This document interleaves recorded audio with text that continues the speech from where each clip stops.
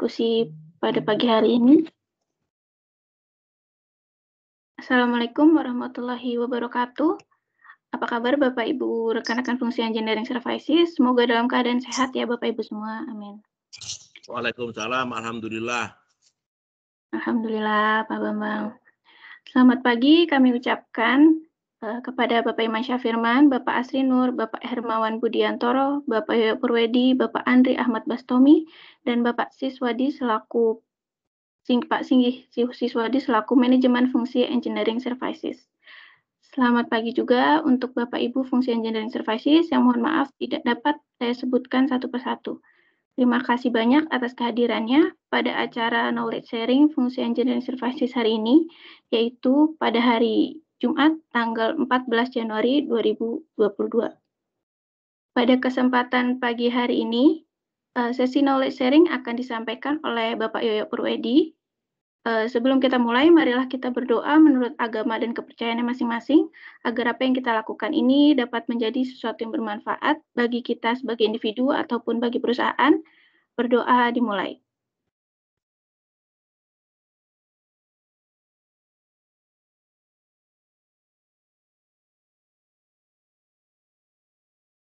Berdoa selesai. Sebagai reminder, diharapkan Bapak Ibu sekalian dapat mengisi link absensi yang disampaikan panitia melalui meeting chat. Selama penyampaian materi berlangsung, diharapkan Bapak Ibu menonaktifkan mikrofon dan juga kamera. Untuk mempersingkat waktu, langsung saja kita dengarkan pemaparan dari Bapak Yoyo Purwedi. Kepada Bapak Yoyo Purwedi, kami persilakan untuk dapat menyampaikan materinya. Ya, selamat pagi. Terima kasih, Nurjana. Selamat pagi, Bapak-Bapak dan Ibu-Ibu, rekan-rekan Engineering Services Bekasi. Salam sejahtera untuk kita semua. Pagi ini kita akan mendengarkan pemaparan yang dari saya. Kalau sebelum-sebelumnya kita mendengar teman-teman lebih banyak kepada teknis, maka pada pagi ini saya mencoba untuk lebih kembali ke basic. Jadi saya akan menjelaskan mengenai, mungkin teman-teman juga belum pernah mengenai basic dari cost estimate itu sendiri. Saya akan tampilkan.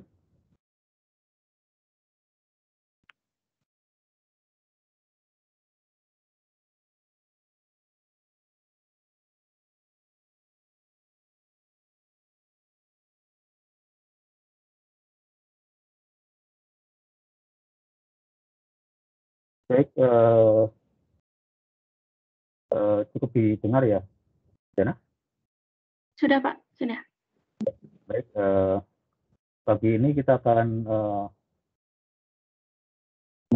mempelajari ke basic dari cost estimating, di mana kita mengetahui bahwa cost estimate itu adalah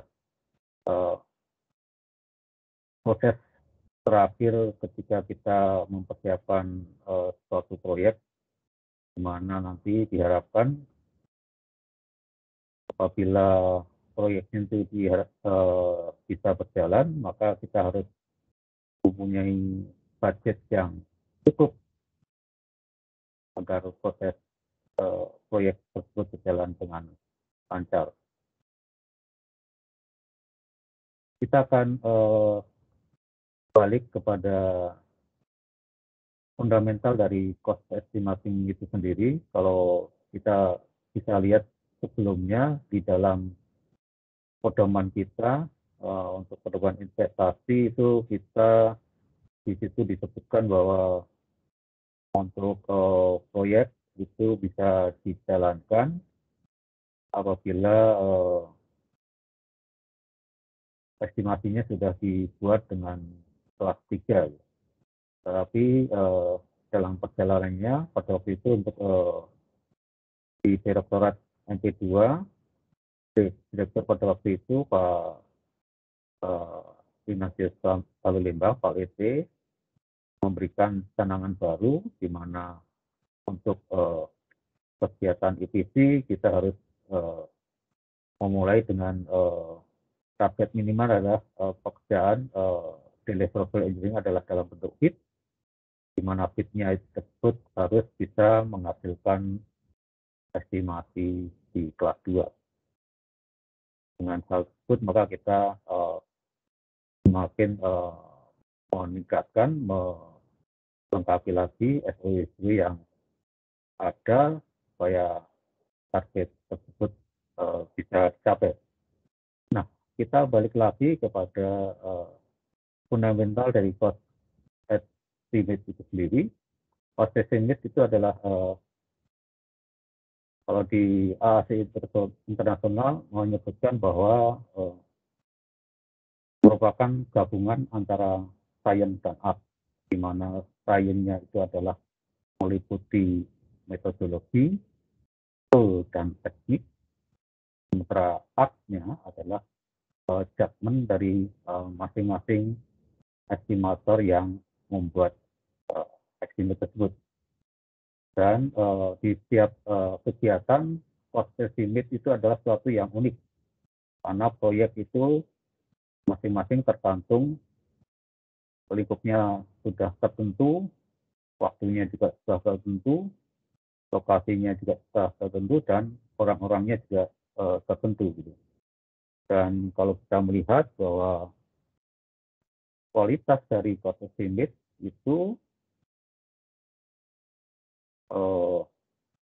sebaik dari kualitas dari scope definisinya atau lingkup proyeknya. Semakin bagus lingkup proyeknya, maka kita akan menghasilkan cost estimasi dengan tingkat akurasi yang semakin baik. Dan di dalam perjalanan proyek, cost estimate itu bukan kegiatan yang satu kali saja, tapi suatu kegiatan yang berlangsung terus-menerus mengikuti perjalanan proyek itu sendiri. Dan di setiap perjalanannya itu pasti ada adjustment sehingga itu bisa memenuhi requirement dari proyek, dari mulai dari FS, di mana kita biasanya di kelas 5, deliverable-nya belum lengkap, kita harus menambahkan kontingensi, terus kemudian akan bergerak ke BEDP, di situ bisa bertambah menjadi kelas 4, terus kemudian ada pekerjaan fit bisa kelas 3, dan fit yang lebih detail dengan menghasilkan NTO kita bisa dapatkan estimate kelas 2. Dan seperti diketahui bahwa pada dasarnya cost estimate itu bukan single value, tapi cost estimate itu adalah string dan ada probability-nya. Nah, ini kenapa single value itu kita bisa kasih contoh sebenarnya dari dari hal-hal sehari-hari. Kayak misalnya kita mau pergi ke pasar dengan list suatu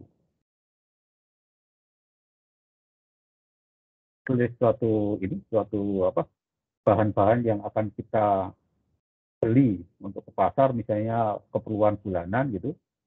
Nah, dari situ misalnya kita, salah satu contohnya, kita satu orang dengan list yang sama, itu misalnya beli ke Giant, terus yang satu orang beli ke misalnya pasar tradisional, terus yang satu lagi beli ke minimarket, nanti itu pasti hasilnya untuk masing-masing item akan berbeda.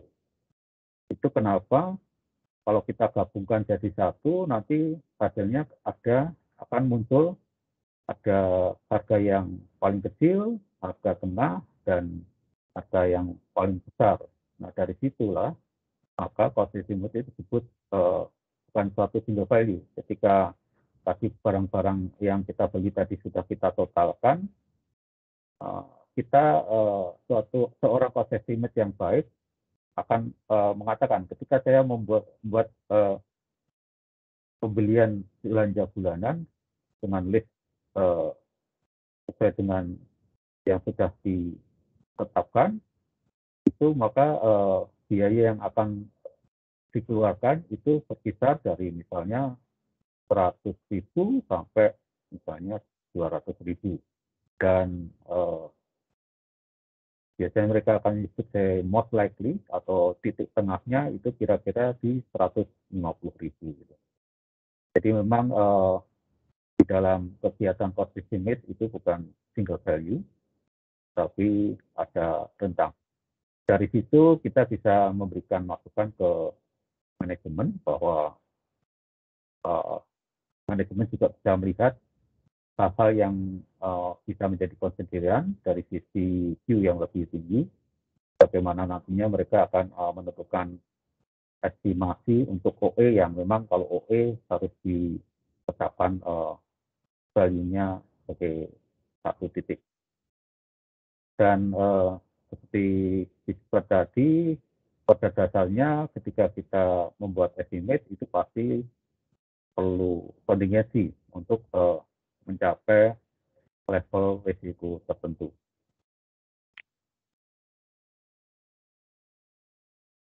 Kalau kita lihat sebenarnya estimate itu sendiri suatu hal yang mudah gitu. Orang lihatnya itu cuma perkalian quantity dan price.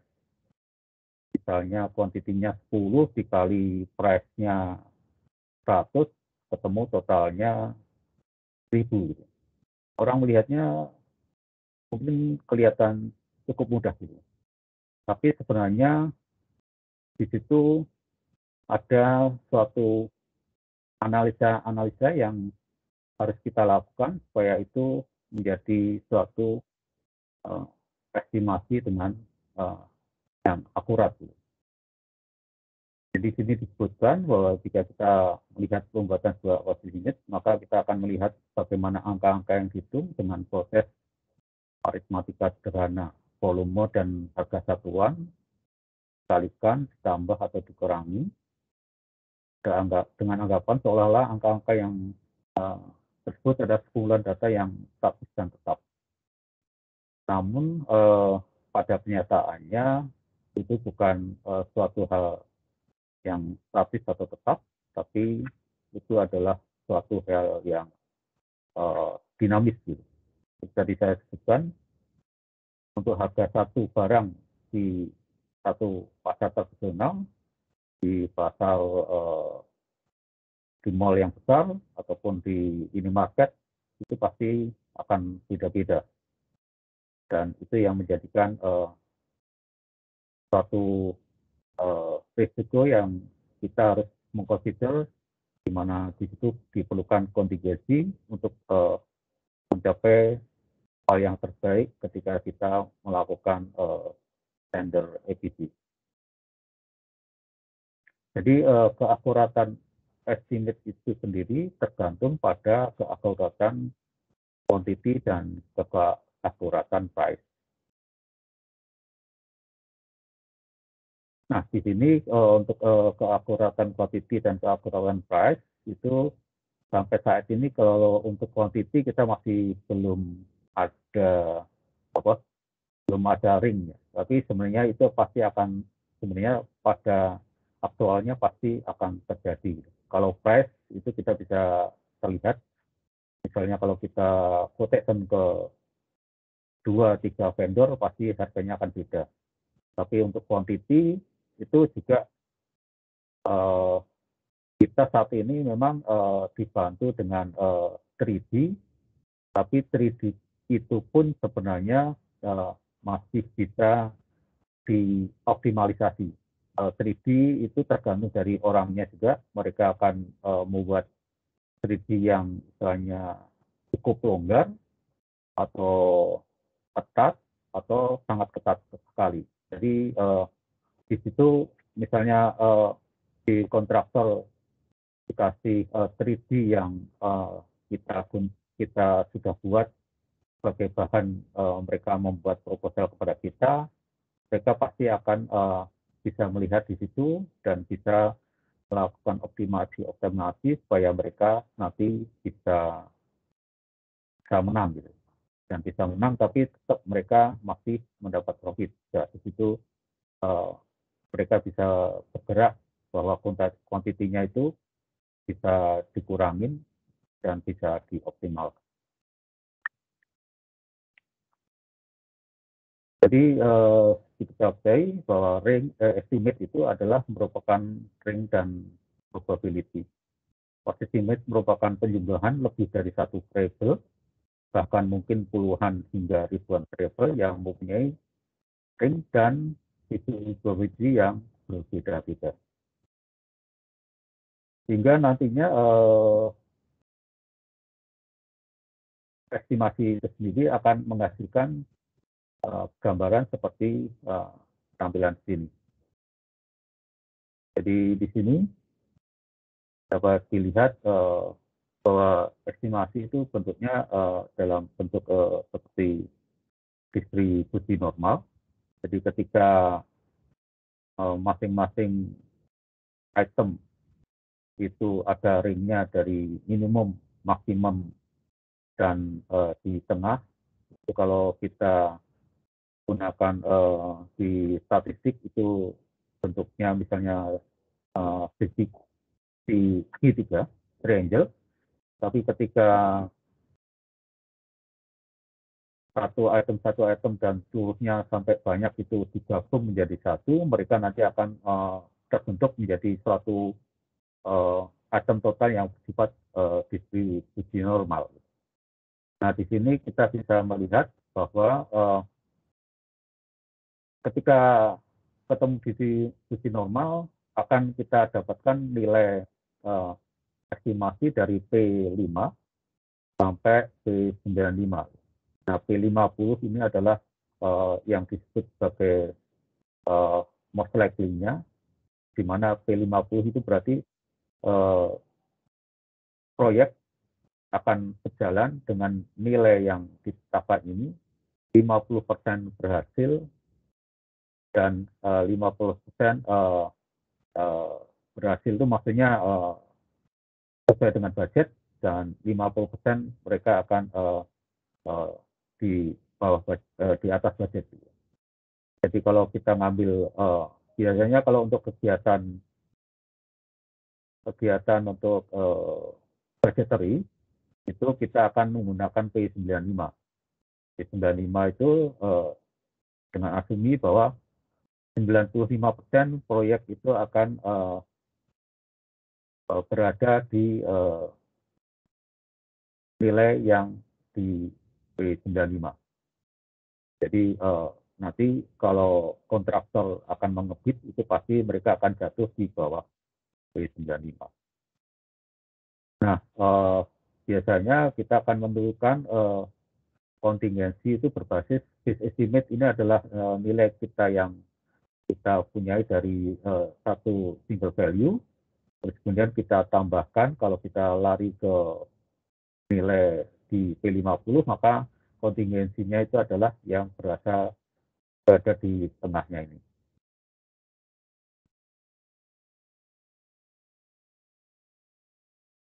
Dan kegiatan estimasi ini juga di dalam perkembangannya itu dapat menghasilkan suatu model-model yang bisa kita jadikan acuan, terutama untuk ini biasanya dipakai untuk para pimpinan untuk mengecek apakah estimasi yang digunakan oleh disiapkan oleh anak buahnya sudah benar.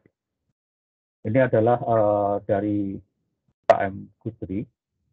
KM Gusri itu adalah proses engineer, di mana dia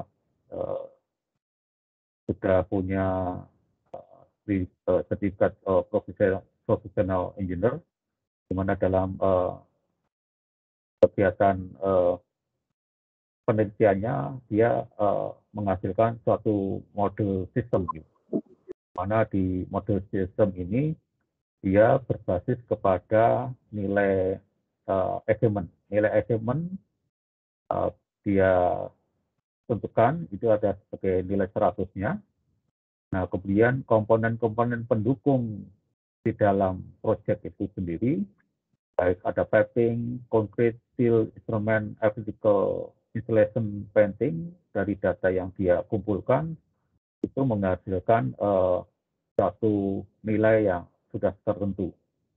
Jadi kalau estimatenya dianggap 100, maka pipingnya yang biaya piping dibutuhkan adalah 32, konkret 89, steel 17, instrumen 7,3, electrical dan sebagainya. Levernya adalah 58, kemudian di sini juga ada kalau kita bandingkan equipment berbasis direct cost, itu adalah ketemunya adalah direct cost-nya itu adalah 220.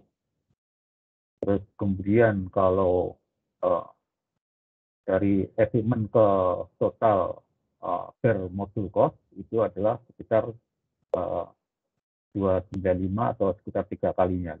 Nah, di sini juga ditambahkan contingency dan fee sekitar 53 dan total modul cost itu berkisar di 3,5 kalinya equipment cost.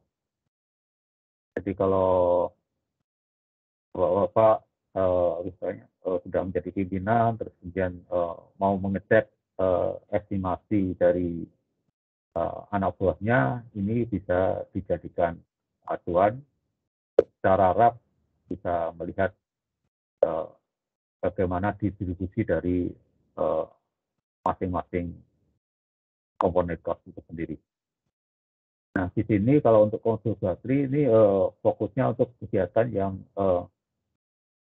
bersifat seluruh proyek untuk refinery atau petrochemical dan sebagainya yang bersifat gratis.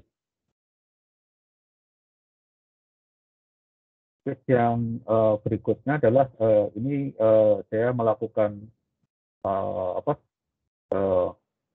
analisa untuk proyek-proyek di Pertamina. Ini waktu itu saya gunakan untuk paper saya ketika mengambil sertifikasi certified cost profesional dari AAC Internasional, di mana di sini memang selama perjalanan saya menjadi cost estimate dari 2003 sampai ini terakhir, ini datanya sampai 2010, itu proyek-proyek di Pertamina tidak terlalu banyak dan kebanyakan berada di area project cost berkisar antara 25 sampai 78 juta. Nah, di sini kelihatan sekali bahwa memang apa tadi yang dituliskan oleh Batri itu sudah terlihat mirip-mirip ya. Di sini ada kumpulan data di mana equipment factor untuk mendapatkan total project cost adalah sekitar 3 kali di area bawah 3 kali.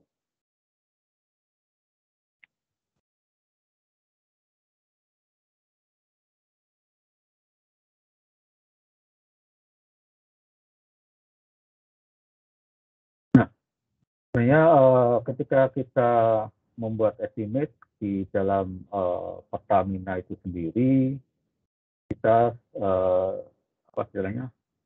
harus melihat hal-hal yang menjadi acuan. Kita tidak bisa bergerak seperti di perusahaan swasta.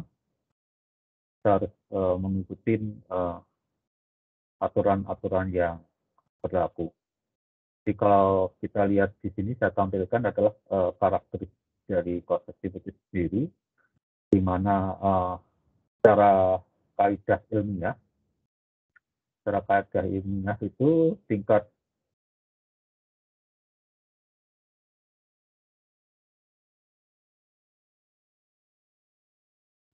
scope definition menentukan ketersediaan estimate, tadi sudah saya jelaskan juga.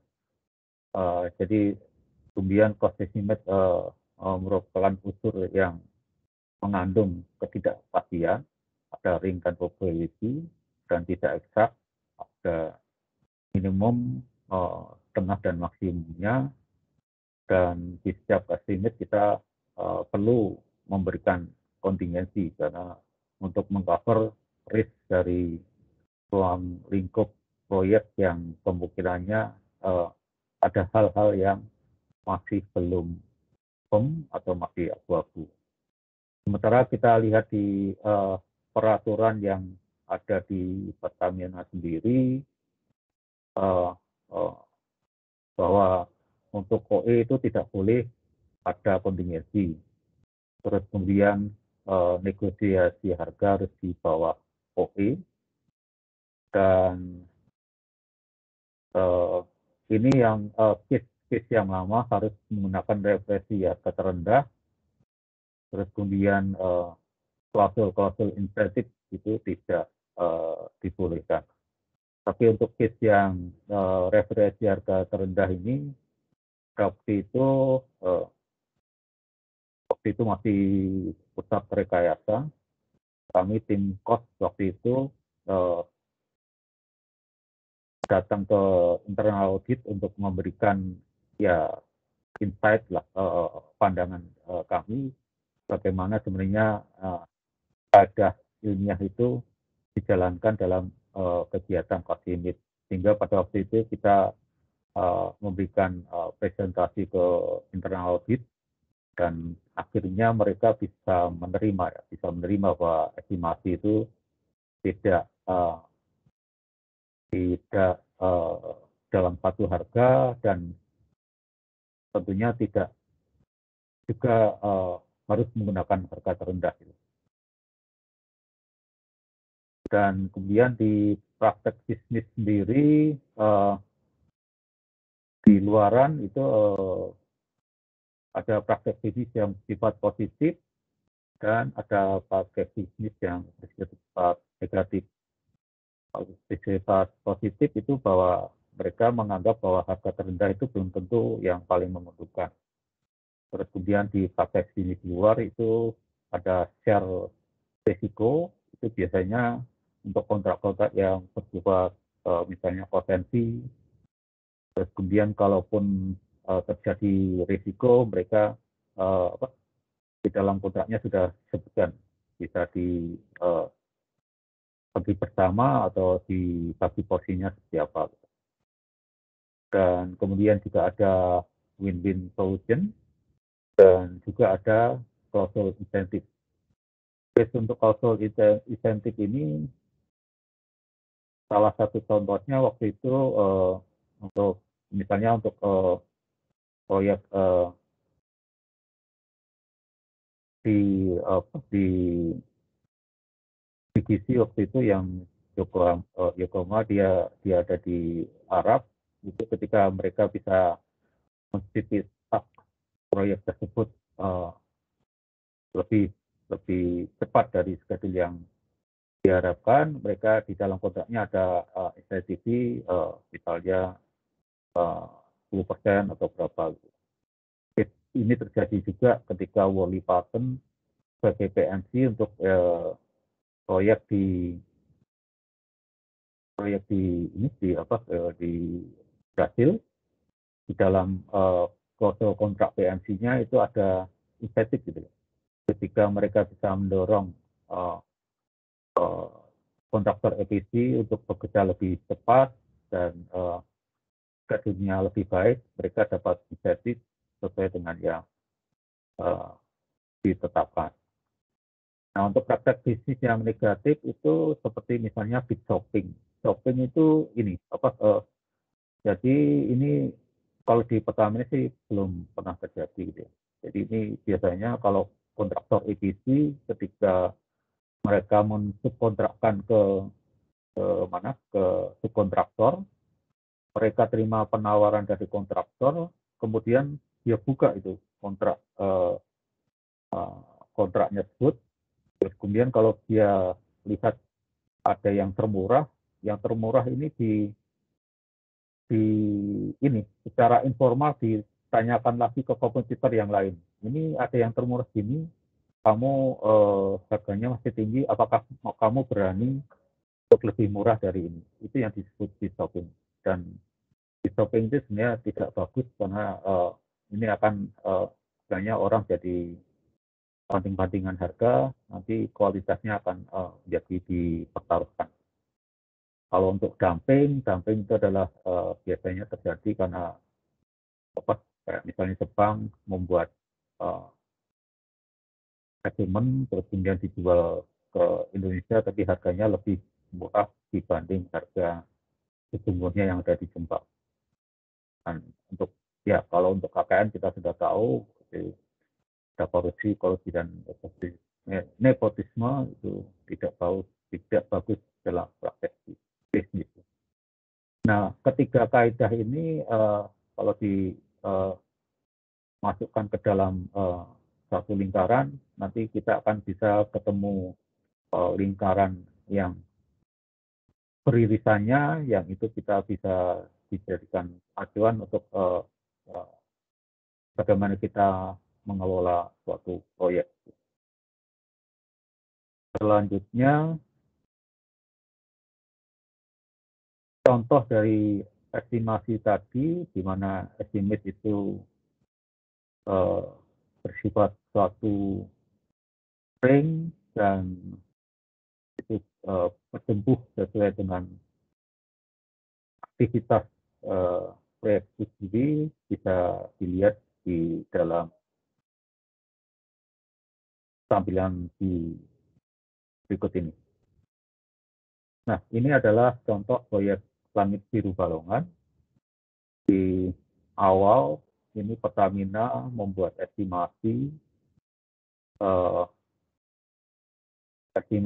dari data-data yang ada di Pertamina itu most likely-nya di 178 juta dolar, 90 P95-nya di 201 juta dolar. Namun kita mendapat masukan dari Nexan Estimate, nilainya adalah 215 juta dolar. Nah, kemudian dengan data ini manajemen masih ragu apakah ini sudah benar. Terus kemudian kita menggunakan konsultan PCI pada waktu itu untuk melakukan estimasi proyek Langit Biru Balongan ini. Di dalam case ini juga kejadiannya juga spesifik, di mana pada waktu itu karena kita diminta cepat, sementara kalau kita tender di dalam negeri itu jasa konsultannya ini memerlukan waktu lama karena kan ada birokrasi di dalam kegiatan proses tender di procurement-nya. Maka pada waktu itu ditetapkan oleh manajemen, teman-teman cost waktu itu bersama teman-teman tim tender pergi ke Amerika. Pada waktu itu di sana masih ada kantor perwakilan Pertamina di Amerika. Di sana mereka melakukan tender karena dianggap bahwa tendernya berada di luar Indonesia, maka bisa menggunakan proses tender yang berbasis di Amerika. Jadi proses tendernya cepat, di mana tim cost estimator waktu itu sebatas dan tim tender ada 4 orang waktu itu, mereka menyuratin biddernya langsung, terus kemudian memberikan proposal, terus meminta mereka apakah siap untuk terlibat dalam proses pembuatan estimate ini atau tidak. Dari situ mereka memberikan langsung menyetujui, terus kemudian mereka yang diundang itu memberikan proposal, dievaluasi dan langsung mereka melakukan pekerjaan di sana. Dan teman-teman kos waktu itu juga langsung melakukan proses review di sana juga. Dan hasilnya adalah seperti ini. PCI waktu itu yang menang dengan nilai mortality-nya di 232 juta dan di bintang atasnya 254. Nah, kemudian ini bukan dijadikan acuan yang terakhir, tapi kemudian ini digunakan sebagai data baru dan kemudian dikombinasikan dengan data yang sudah dipunyai oleh Pertamina dan akhirnya didapatkan untuk estimasi proyek langit biru Balongan finalnya di mortality-nya di 210 juta. Case berikutnya adalah case di proyek RFCC Cilacap. Nah, di proyek RFCC Cilacap ini ini juga spesifik lagi case-nya, di mana pada waktu itu kita bekerja sama dengan Mitsui. Mitsui adalah trader dan dia juga punya pengalaman dalam financing, sehingga kita bekerja sama dengan mereka dan membentuk namanya PT Pertamit.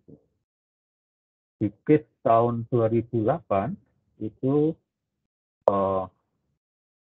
PT Pertamit meminta PGE untuk menyiapkan estimasinya, di mana estimasi PGE waktu itu nilainya adalah 1,6 miliar.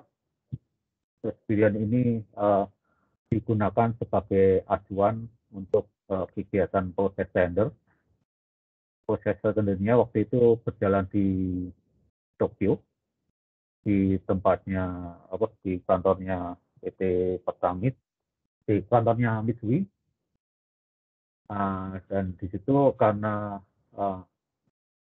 ini tujuannya adalah ya memang seperti tadi ketika kita ingin mempercepat suatu proyek itu kita bisa menggunakan berbagai cara. Salah satunya kita membuat CV dan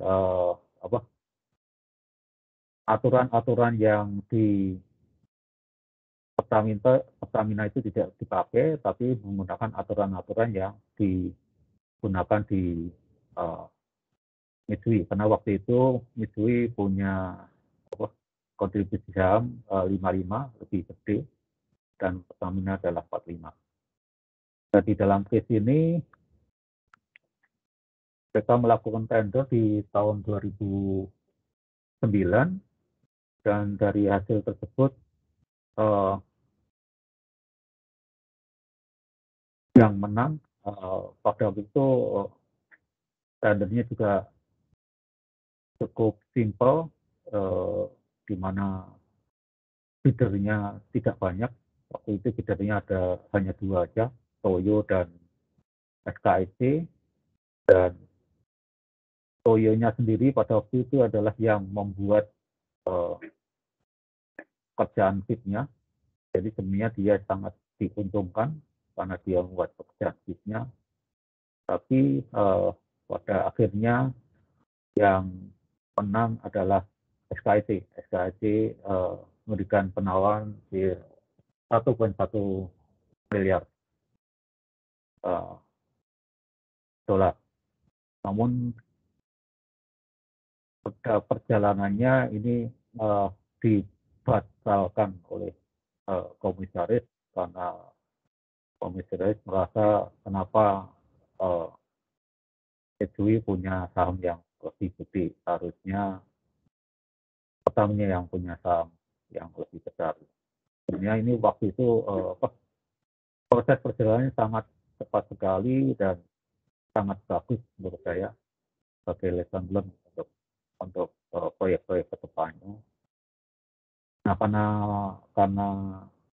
karena pembatalan tadi akhirnya winner SKIC waktu itu meminta ganti rugi dan kita harus membayar sekitar 11 juta dolar untuk ganti rugi bagaimana si SKIC itu bisa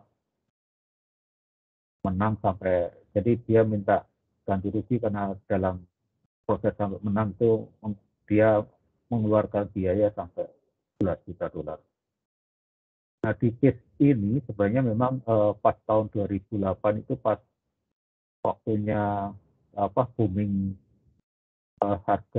kenaikan harga equipment untuk refinery, sehingga waktu itu sempat proyek-proyek agak turun. Nah setelah dibatalkan oleh Pertamina, kemudian kita memproses kembali revisi Cilacap itu pada tahun 2011. Kita minta untuk PGI lagi mencek estimasi mereka yang di 2008 supaya dicek kembali dan disesuaikan dengan data harga di tahun 2011. Dari hasil estimasi mereka didapatkan nilai proyeknya 1,88 miliar, dan ini juga tidak serta-merta kita gunakan sebagai acuan untuk OE. Kita kombinasikan dengan data-data yang kita punyai, kemudian dari situ dihasilkan OE untuk proyek revisi Cilacap yang kita proses standar sendiri dengan nilai 1,163 miliar, dan pada waktu itu dimenangkan oleh Adikarya dengan nilai 846 juta dolar. Namun dengan adanya tambahan-tambahan CO dan sebagainya, dari hasil kapitalisasi itu nilainya berkisar sekitar 1,1 miliar.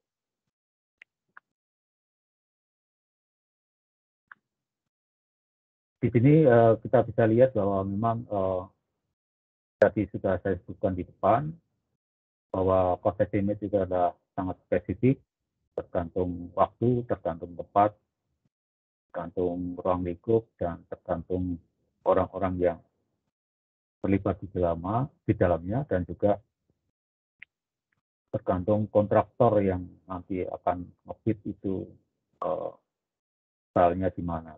Apakah dia pada saat itu punya proyek yang cukup banyak sehingga sebenarnya mereka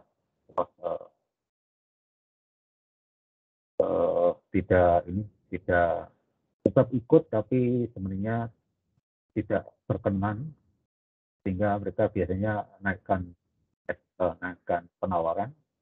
Tapi ada juga mungkin kontraktor yang masih sangat lapar karena dia tidak ada proyek, sehingga bisa juga mereka akan memberikan harga yang paling murah supaya mereka bisa menang sehingga bisa mendapatkan proyek.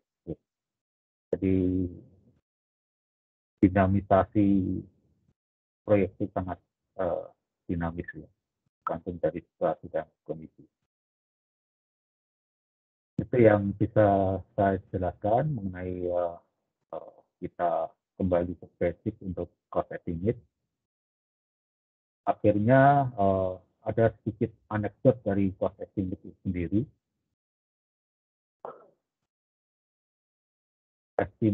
Estimasi, jadi kalau estimator itu estimasinya lebih tinggi dari estimasi di bidder, itu kita dianggap sebagai player. Kemudian kalau estimasinya lebih rendah, itu kita dianggap tidak pengalaman. Tapi kalau estimasinya sama, itu ada anekdot kita main mata. Jadi kalau lihat ini, apapun yang terjadi, kelihatannya kok estimator kelihatannya salah terus ya. Player tidak pengalaman dan main mata. Tapi walaupun demikian ini cuma hasil saja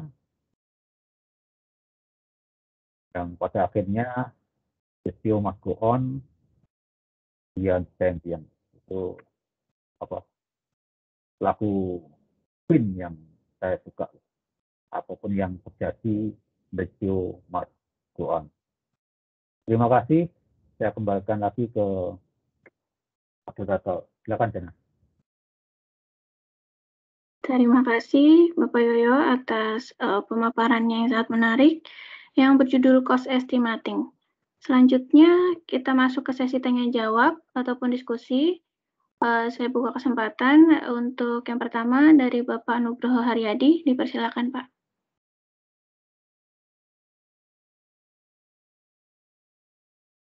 Untuk Bapak Nugroho Haryadi. Masih di mute mungkin Pak. Masih ya. Ya Pak. Selamat pagi, salam sehat Mas. Selamat pagi, salam sehat. Ini Mas mohon diterangkan ke kami dan juga teman-teman tentang CC Classification Table. Tadi Mas Yoyo akan nerangin dari mulai kelas 5, kelas 4, kelas 3, kelas 2, kelas 1. Itu akurasinya gimana untuk low sama high accuracy-nya. Terus penilaian atau kriteria untuk project definition Mas. Misalnya untuk basic design itu project definition masih ya mungkin sekitar 50% atau 60%. Nanti kalau udah menginjak COVID bisa 65 sampai 70. Kalau EPC bit matang udah sampai 65, 70 sampai 100. Itu aja Mas. Terima kasih.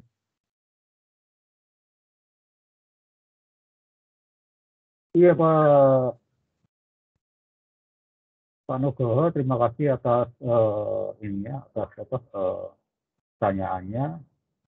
Kalau bisa saya share di sini.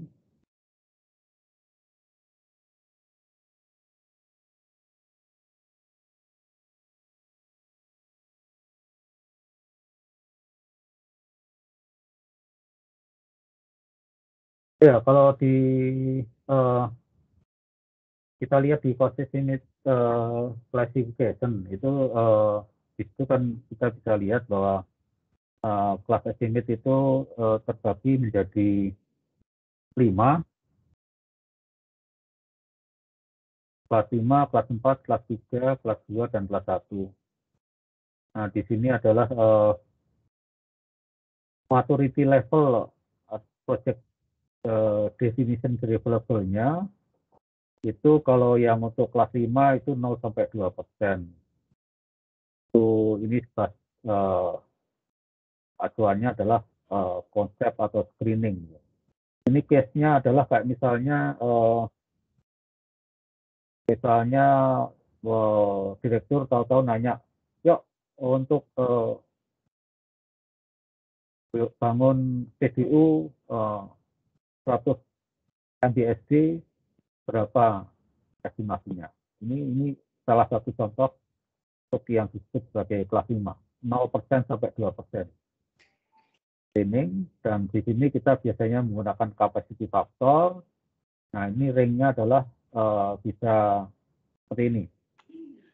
Yang paling saya ambil paling jelek itu adalah minus 50 sampai plus 100 gitu. Jadi kalau misalnya kita estimasinya saya bilang ini 100 juta, itu berarti pada aktualnya nanti dia akan bisa bergerak dari 50 juta sampai 200 juta aktualnya. Ketika mereka didetailkan lagi menjadi project risiko yang lebih detail. Untuk kelas 4 itu berkisar 1 sampai 15%.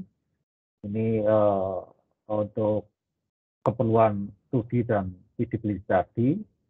Biasanya base-nya adalah FS ya. FS. Kadang-kadang FS itu sudah ada bisa capacity factor, bisa juga untuk case tertentu mereka sudah ada argument list. accumulate, tapi accumulate-nya nanti berbasis data sheet-nya berbasis kepada tipe data sheet yang sudah pernah ada. Nah, kemudian untuk kelas 3 itu level perspective division-nya 10-40%. Di sini kita biasanya sudah bergerak dari BDP. BDP pun itu untuk masing-masing licensor kan beda-beda ya. Misalnya zaman lama itu Akden itu untuk material, kalau di BDP itu dia cuma menulis CS atau grade carbon steel dan sebagainya. Tapi dia belum menyebutkan kode materialnya. Terus kemudian kalau misalnya untuk BOP itu karena schedule E itu biasanya lebih project divisinya lebih bagus, dia akan lebih lengkap lagi. Terus kemudian untuk yang kelas 2 itu sebagai kontrol atau fit dokumen, ini biasanya kita berbasis kepada fit yang sudah detail, itu di situ intinya adalah kita menghasilkan material take off nya berbasis kepada gambar dan lebih bagus lagi pakai 3D. Ini digunakan untuk tender. Ringnya untuk kelas 2 itu bisa dilihat di sini plus minus minus 50 plus 20. Dan untuk kelas 1, kalau untuk kelas 1 ini adalah pada waktu pelaksanaan ya, pada waktu pelaksanaan UGC. Dan kalau kita lihat di sini sebenarnya ring di sini juga saling berimpitan. Ini contoh gambarnya kalau kita variability in accuracy ring estimate, di mana misalnya untuk kelas 5 ini berada di sini, adalah rentangnya. Kelas 4, kelas 3 juga saling berimpitan. Ini tadi yang kita gunakan gambarnya berbasis kepada tabel yang sebelumnya. Jadi diharapkan semakin detail deliverable yang kita dapatkan, maka estimasi akan semakin akurat. Itu yang bisa saya jelaskan, Pak Nugroho. Terima kasih. Mas Yo, kalau untuk DFC sama DWC di mana Pak? Di kelas 1 semua Pak? DFC kita tetap masih di kelas 2, Pak. Kelas 2 ya? DBC? Ya, DBC sama kelas 2, karena kita kan berbasis pada OE kita terakhir ketika fit sudah selesai kan, Pak. Itu walaupun data vendor kan udah final Pak, kalau untuk DBC, DFC kan udah istilahnya udah IPC quotation price ya Pak ya? Iya, jadi ini Pak, kalau yang kelas ini kan kelas 2 dari 30 sampai 70 ini kan Pak, maturity-nya gitu. Semakin mature dia semakin, jadi kalau misalnya tadi sudah ada vendor quotation berarti kan dia akan semakin lengkap, ini ring-nya akan semakin kecil gitu. Berarti sangat menguntungkan tim estimator ya Pak ya, kalau DFC, DWC ya? Iya, betul. Karena datanya lebih lengkap dan lebih akurat, akurasi ininya, kontingensinya makin kecil dong. Ya, semakin menguntungkan kita sebagai owner, karena kan mereka tidak akan bisa berkelit lagi ya. Iya, estimasinya juga lebih akurat dari sisi estimatornya. Ya, DFC dan DBC lebih bagus Pak sebenarnya. Kelas 2 semua ya? Ya. Dan apalagi risiko ke ini kan bukan ke owner kan, risiko kepada kontraktor ya, karena dia yang menyiapkan fit-nya ya. Dia kan harus mempertanggungjawabkan bahwa nilai fit-nya adalah lengkap dan estimasinya juga estimasi yang berbasis pada fit yang sudah lengkap. Mereka tidak bisa lagi kayak case-nya misalnya kalau kita IPC biasa, mereka akan kontraktor itu akan bidding murah-murahan. Jadi kalau ketika mereka melakukan terima proposal itu mereka ada 2 tim Pak, tim yang technical Terus kemudian tim yang akan menyiapkan estimasi. Tim teknikalnya itu biasanya mereka akan mengecek yang bolong-bolong gitu. Bolong-bolong itu nanti akan diinputkan ke si estimator, bolongnya berapa, terus kemudian nilai bolongnya itu dijadikan acuan untuk mereka nanti akan gunakan untuk CO. Nah, dengan nilai yang sudah dia kantongin untuk nanti dia akan isu sebagai TO, dan itu dia sudah analisa juga bahwa ini kalau saya isu TO pasti berhasil gitu. Nah, dengan isu yang ini mereka bisa menurunkan nilai penawarannya supaya bisa kompetitif dan menang gitu. Nah, tapi kan totalnya nanti akhirnya balik lagi ke nilai yang sebenarnya. Kayak misalnya tadi yang untuk RFC Cilacap itu yang dikarya kan di 800-an, tapi terakhirnya kan larinya ke sampai 1,1, jadi sudah mirip-mirip dengan estimasi yang dibikin tim estimator. Ya, betul. Kira-kira gitu, Pak. Kayak susahnya kontrak lambang adalah seperti itu.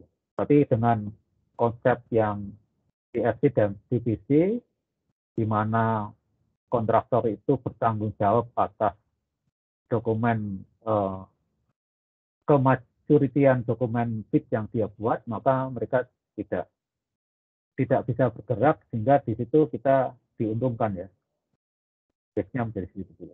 Kecuali owner yang minta tambahan pekerjaan ya Pak Jay?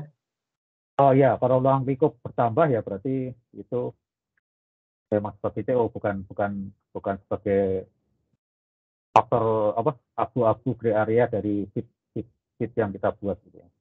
Oke, Mas. Ya. Terima kasih, Mas. Terima kasih Pak Nugroho. Baik, terima kasih Bapak Yopadi dan Bapak Nugroho Haryadi. Karena keterbatasan waktu mungkin satu penanya lagi ya, Bapak Rifai Hasan, dipersilakan Pak. Alhamdulillah, terima kasih dikasih kesempatan. Saya berharap benar gitu. Sangat menarik Pak Yoyo. Mungkin karena 6 tahun saya di refinery sebagai planner juga, jadi ngalami estimator, dinamika hidrologi dan lain-lain. Jadi ketika Pak Yoyo menampilkan ini, setiap slide-nya itu selalu ada aja pertanyaan yang saya ingin tanyakan gitu. Tapi karena waktunya tidak memungkinkan, jadi kalau Pak Yoyo nanti ada training, saya pengen jadi ikut Pak. Jadi boleh Pak nanti diundang Pak kalau Bapak memberikan materi. Dari sekian banyak tadi, saya ingin yang tanya yang mungkin paling up to date saja Pak, kaitannya dengan e-brand Pak BPL. Jadi kalau diperhatikan tadi kan banyak sekali faktor yang mempengaruhi cara pembuatan estimasi, ada probability 90, P90, P50 dan lain-lain Pak. Kemudian faktor yang mempengaruhi, kemudian peraturan perusahaan yang mengikat, yang juga dirasakan dulu seperti apa susahnya Pak. Nah yang saya ingin tanya Pak, e-brand ini kan apalagi kebijakan yang terbaru ini kita kan selalu menambahkan vendor-vendor baru ya. Jadi kalau dulu klausulnya itu kalau misalkan tidak quorum baru bisa diusulkan oleh PC. Kalau sekarang tidak quorum pun selama vendor dalam negeri maka bisa diusulkan, bisa harus ditambahkan segera ditambahkan. Itu salah satu komitmen kita untuk berpihak pada industri dalam negeri Pak. Nah, cuma stigma vendor dalam negeri ini kan kecenderungannya harganya itu cenderung tinggi Pak, terutama untuk memang migas ini cenderung lebih tinggi daripada dari luar.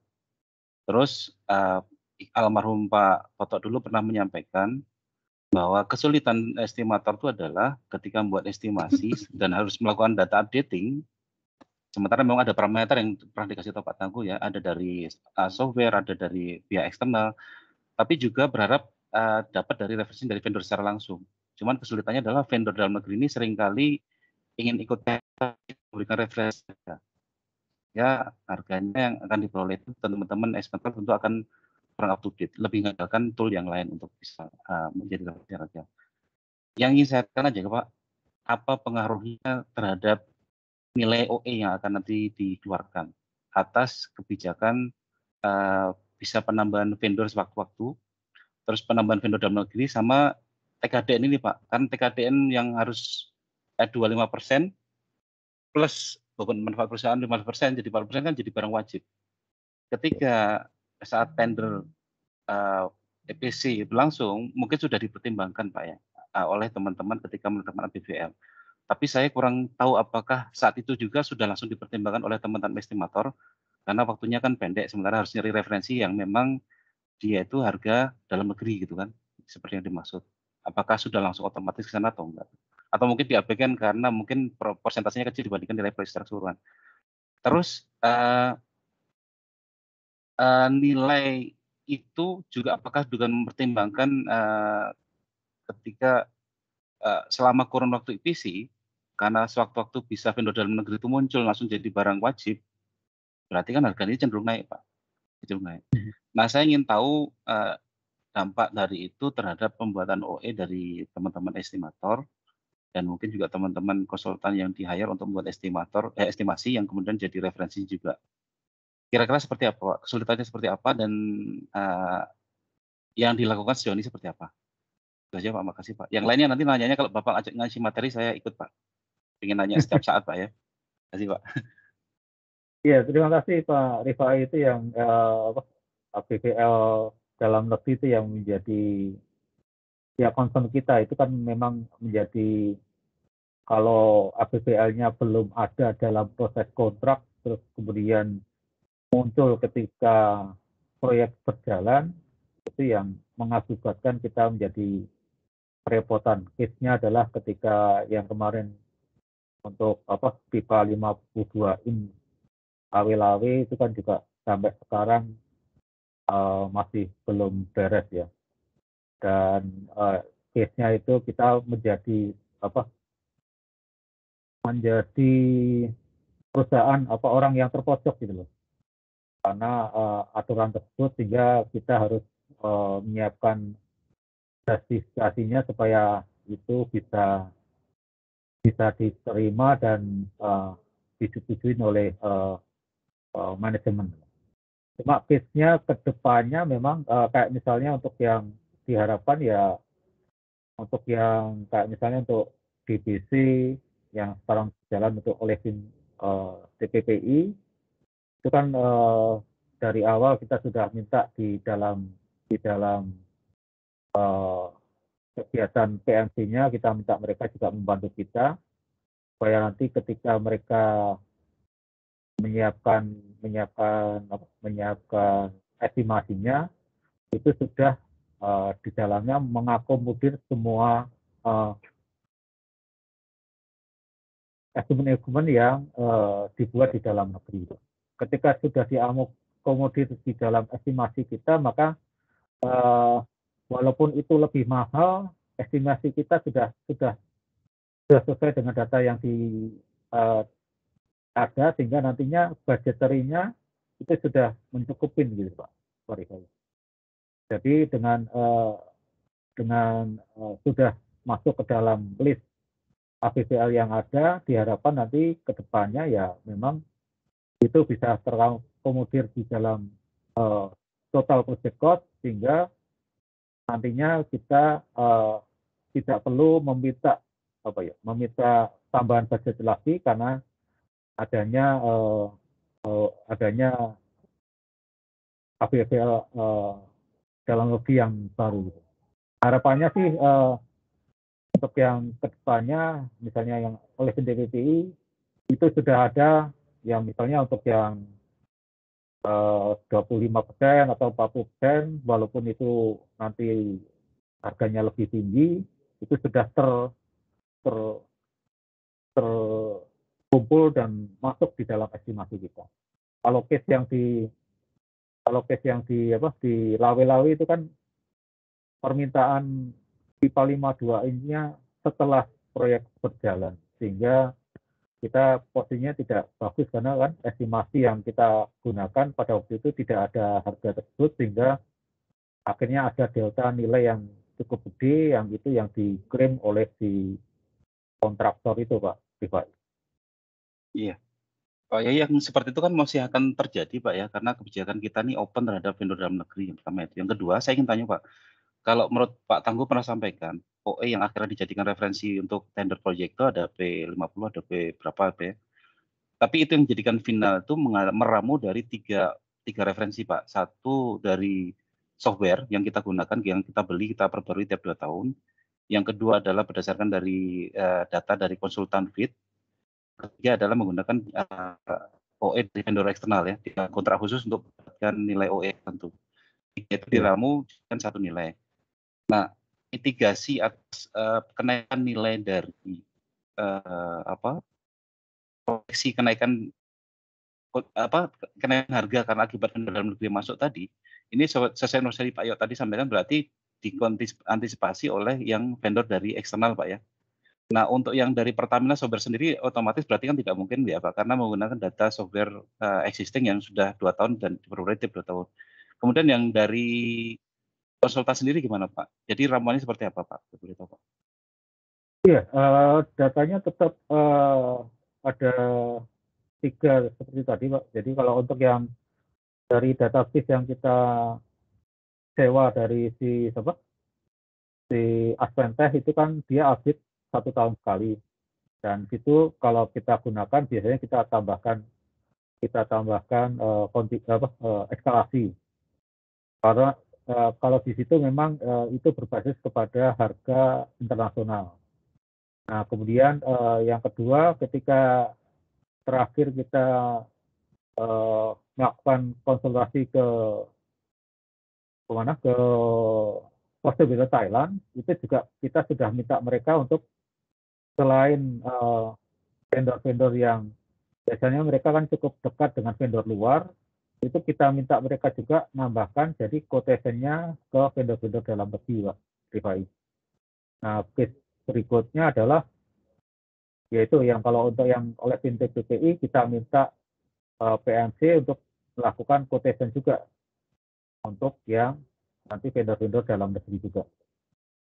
Jadi harapannya sih dengan data-data tersebut kita bisa memperkirakan bahwa kalau sudah ada salah satu misalnya pompa sudah ada data dalam negeri, dalam negeri di situ ada preferensi yang 25 atau 45 kita sudah misalnya ada satu aja data untuk vendor dalam negeri dan kita sudah bisa melihat deltanya dengan data yang ada, kita bisa tambahkan di Monte Carlo-nya bahwa ada potensi kita di poin-poin yang lain yang nanti saya juga akan berkoordinasi dengan teman-teman juga tim cost. Ini potensi mana lagi yang kira-kira nanti akan muncul di pada waktu misalnya pada waktu proses setelah tender gitu ya.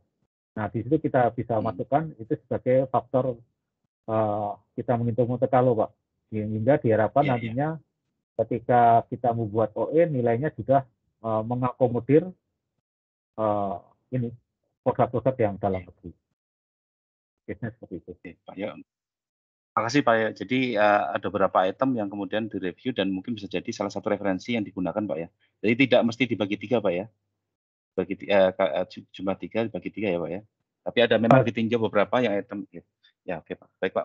Kalau di Monte Carlo pasti dimasukkan semua tiga-tiganya, terus kemudian nanti kita infokan ke manajemen juga gitu. Ketika beliau akan memilih P50, P70, P90 itu kan tergantung mereka. Untuk case yang kalau orang-orang luar itu biasanya mereka akan memilih di P70 karena anggapan mereka bahwa effort untuk melaksanakan pekerjaan PPC ini adalah sudah sangat banyak, menyiapkan proses tendernya juga membutuhkan biaya juga banyak, sehingga mereka harapkan bahwa mereka sudah punya budget yang cukup gitu. Mereka tidak alergi kalau retender gitu. Karena kalau retender itu kan pasti akan mengeluarkan uang lagi yang cukup banyak. Bayangkan aja misalnya teman-teman ini gajinya berapa, tentunya kalau retender dia terfokus lagi ke proyek tersebut, padahal sebenarnya ada proyek-proyek yang lain yang bisa disiapkan ketika proyek ini berjalan dengan baik. Jadi mereka kalau orang luar tuh alergi untuk retender, jadi mereka menyiapkan OE-nya itu lebih gede, jadi diharapkan kali tender mereka bisa dapat si kontraktor tersebut, pemenang kontraktor. Ya. Coba. Baik Pak, makasih Pak Yoyo. Ya, baik. Terima kasih Bapak Yoyo Purwedi, Bapak Nugroho Haryadi, dan Bapak Rifai Hasan atas partisipasinya dalam sesi tanya-jawab ini. Dikarenakan waktu yang terbatas, saya mohon izin untuk mengakhiri diskusi pada pagi hari ini. Mohon maaf sekali kepada Bapak Trisantoso dan Bapak Duyanto karena tidak dapat berdiskusi pada sesi knowledge sharing hari ini. Tadi sudah raise hand ya. Mungkin dapat ditanyakan secara personal kepada Bapak Yoyo ataupun di kesempatan lain pada forum yang berbeda. Mungkin dapat saya sampaikan sedikit rekap dari saya. Di mana cost estimating ini adalah gabungan antara sains dan art. Setiap cost estimate ini adalah unik, di mana tergantung lingkup, waktu, lokasi, dan orang. Cost estimate bukan hanya sekedar quantity dikalikan dengan price, melainkan juga merupakan penjumlahan lebih dari satu variabel, bahkan mungkin puluhan hingga ribuan variabel yang mempunyai range dan distribusi probability yang berbeda. Adapun terkait KM Guthrie sebagai modul sistem, kemudian ada 3 karakteristik cost estimating yang saling berkaitan, yaitu kaidah ilmiah, peraturan, dan juga praktek bisnis tempat. Kemudian disampaikan pula contoh kronologi cost estimate di proyek Langit Biru Balongan dan juga RFCC Cilacap. Kemudian dari sesi tanya-jawab disampaikan bahwa cost estimate terbagi menjadi 5 kelas, di mana bergantung pada maturity level of project definition deliverables-nya. Untuk tadi pertanyaan dari Bapak Nugroho, untuk di FC dan DBC ini masuk ke kelas 2. Kemudian dari Bapak Rifai ada terkait ABVL dalam negeri, di mana nanti harapannya untuk next project, meskipun harganya lebih tinggi mungkin, tapi harapannya dapat tetap masuk ke dalam estimasi. Kemudian metode estimasinya juga selain dari harga internasional, kita mintakan juga quotation dalam negeri, dan juga harga tendernya harga tender dari bidder direview menggunakan Monte Carlo. Sekian sedikit rekap dari saya. Sebelum ditutup, kami persilakan kepada, mungkin karena tidak ada Bapak Iman Syafirman, kami persilakan kepada Pak Asrinur atau Pak Yoyo, Pak Tommy, Pak Singgi atau Pak Rifai. Apabila ada tambahan informasi yang ingin disampaikan, Pak, kami persilakan, Pak.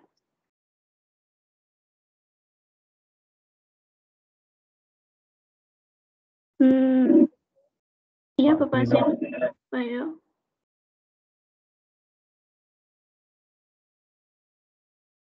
Pak Asrinur, mungkin ada yang ingin disampaikan, Pak? Mbak Nurjati, untuk ini terima kasih Pak ya untuk sharingnya pada pagi ini, cukup banyak ilmunya untuk sama cost estimasi ini.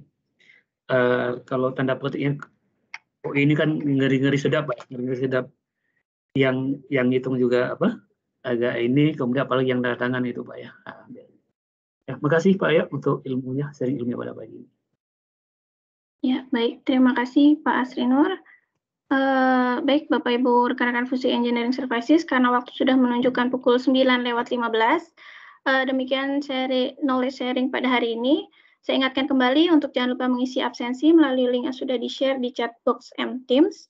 Terima kasih banyak atas kehadiran Bapak Ibu rekan-rekan FUSI Engineering Services pada pagi hari ini. Semoga kita semua selalu diberikan kesehatan dan kelancaran dalam menjalani aktivitas. Apabila ada kekurangan dan ucapan yang kurang berkenan, kami mohon maaf. Saya mewakili rekan-rekan yang bertugas hari ini, mohon undur diri, tetap patuhi protokol kesehatan, dan jangan lupa bahagia. Wassalamualaikum warahmatullahi wabarakatuh. Selamat pagi, selamat bekerja, dan melanjutkan aktivitas. Terima kasih Bapak Ibu, rekan-rekan FUSI semua.